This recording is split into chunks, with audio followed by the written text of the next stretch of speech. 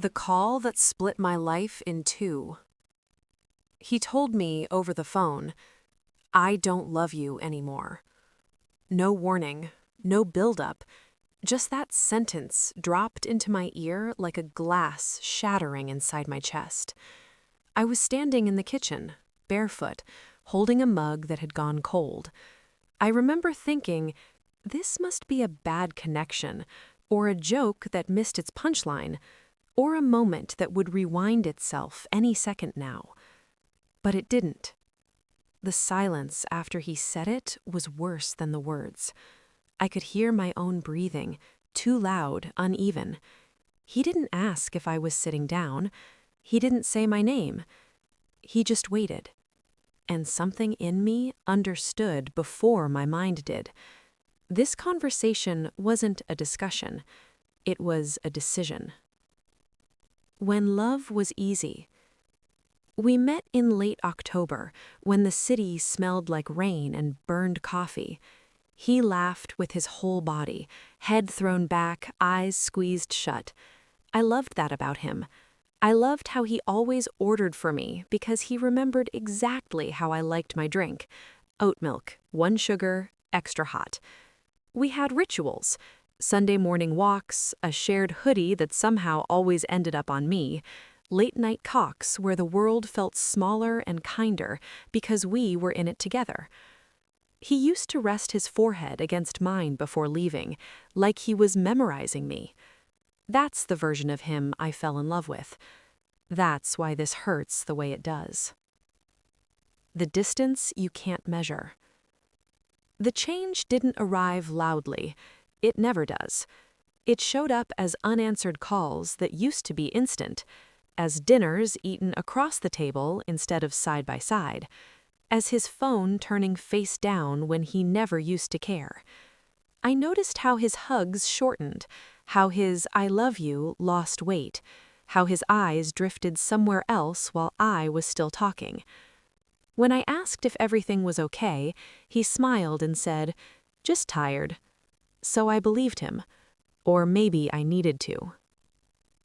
The things I told myself. I became an expert at explaining away my own fear. He's stressed. I'm overthinking. Relationships go through phases. At night, while he slept beside me, I stared at the ceiling and replayed conversations like crime scenes. I checked his Instagram, then hated myself for checking. I read messages twice, looking for tone where none existed. Every doubt came with a counter-argument. Every instinct came with an apology. I wanted so badly to be wrong that I convinced myself I was. The moment everything broke. The truth didn't arrive dramatically. It arrived as a notification. A DM request from a woman I didn't know. My hands shook so hard I almost dropped my phone. My heart was racing, loud and violent, like it was trying to escape my ribs before I could read what she'd written. "Hey, I didn't know how else to reach you. I think we're dating the same person." I sat down on the floor. The room tilted. My mouth went dry. She sent a photo next. It was him, my him, sitting in our coffee shop, across from her. The truth, complicated. We met the next day. She wasn't what I expected. She looked tired, nervous, human. She told me she'd met him months ago, that he said he was single, that he talked about me like I was a past chapter, not a present reality. And then she said something that changed everything. "I ended it when I found out, but I thought you deserved to know." She wasn't my enemy. She was collateral damage. That realization hurt almost as much as the betrayal itself. The confrontation. We met in the rain. He looked smaller than I remembered, less certain.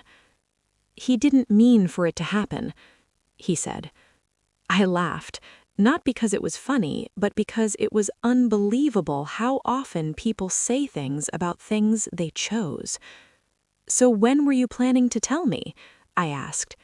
He stared at the ground. "I don't know." That was the most honest thing he'd said in months.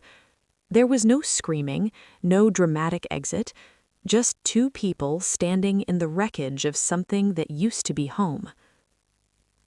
Aftermath. The silence afterwards was unbearable. Friends sent messages full of rage on my behalf. Social media kept moving like nothing had happened. I deleted photos, then restored them, then deleted them again. I questioned everything. My worth, my intuition, my memory. Was I not enough? Was I too much? Was any of it real? Some days I couldn't eat. Some days I couldn't stop crying. Some days I felt nothing at all, and that scared me the most.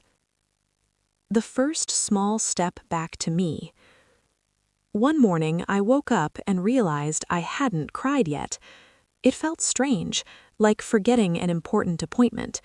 I went for a walk. I returned the hoodie to his doorstep. I unfollowed him, not out of anger, but survival. I signed up for a class I'd always postponed. I cooked dinner for myself and actually tasted it.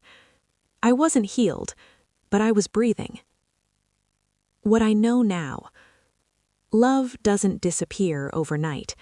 It erodes quietly while you're busy believing in it. I don't hate him. I don't forgive him either. Some things don't need resolution to lose their power. What I lost broke me. What I learned rebuilt me. I'm not the same person I was before the call, but I'm learning how to breathe again.